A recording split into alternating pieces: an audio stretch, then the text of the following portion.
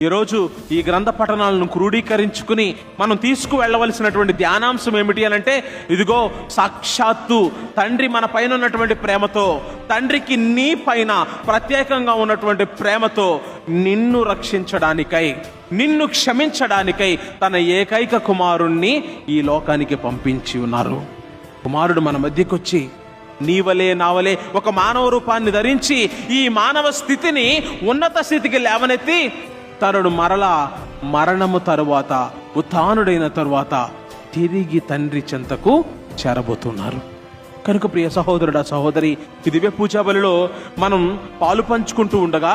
తండ్రి చిత్తాన్ని శిరసా వహించినటువంటి కుమారుడు మన మధ్య ఇచ్చినటువంటి గొప్ప సందేశం,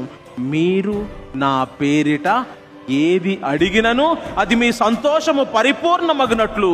మీకు వసగబడుతుంది అనే గొప్ప